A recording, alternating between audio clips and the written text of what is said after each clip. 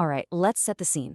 Imagine your club's absolute hero, the one player you adore, suddenly decides to swap that sacred jersey for the one you hate the most, the colors of your biggest rival.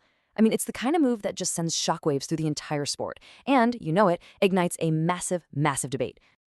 And that really gets us to the heart of it all, doesn't it? It's the one question that splits everyone right down the middle. When a player makes that move, that forbidden jump, is it a total betrayal of the fans who loved them? Or is it just a smart business move in a career that can end in a heartbeat? You see, from a fan's point of view, this isn't just about changing your employer. No. It's about who you are. It's about history. And it's pure, raw emotion. To them, a fundamental rule of the game has been shattered. A line has definitely been crossed. So let's dive into that emotional side first, okay? We're calling this one the case for betrayal, and it comes straight from the heart of the fan. From the people in the stands, the ones who live and breathe for that club. For a fan, loyalty is this deep, personal thing. It's a bond, you know? It's not just some clause buried in a contract. So when a player kisses that badge and says all the right things about being one of us, that creates a real connection. And seeing them join the enemy, wow, that feels personal. For fans, it's always supposed to be about the badge over the bank balance.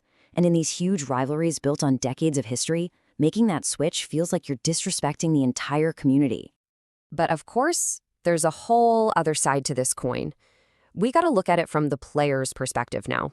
This is the case for business, a decision made with the head, not so much with the heart. Look, a footballer's career is unbelievably short. We're talking maybe 10, 15 years if they're lucky, and their peak years, even shorter. From where they're standing, clubs show zero loyalty. Players get sold, they get benched, they get released whenever it suits the club's bottom line.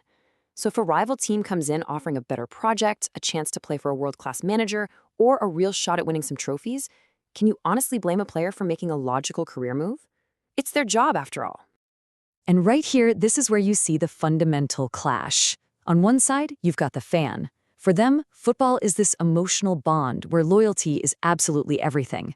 And on the other side, you've got the player. For them, it's a short, high-pressure job where making rational, smart decisions is just crucial for survival. They're playing the same game, but honestly, they are living in two completely different realities. So, who's right? Is it the fan or the player? Well, the truth is, it's almost never black and white. It almost always lives somewhere in the middle. We're talking about the gray area, where context is king. Yeah, the gray area. That's where those simple labels like traitor or professional just kind of fall apart, because not every transfer to a rival is the same, right? The specific details, the context, the timing, how the player behaves, all of that can completely change how we see the move. So it usually boils down to three really key factors. First, the exit. Was the player basically pushed out the door with the club telling them they're not needed anymore? Or did they actively force the move themselves? Second, the timing. A normal transfer is one thing, but letting your contract run down just so you can join a rival for free, that feels a lot worse to fans. And finally, the aftermath. How does the player act? Do they show respect to their old club, or do they lean into it and totally embrace being the villain? The answers to these questions, they change everything. And all of that brings us to our final section, where we're going to flip this whole thing around and turn the question over to you. I mean, it's easy to judge from the stands, but what happens when you're the one in their shoes?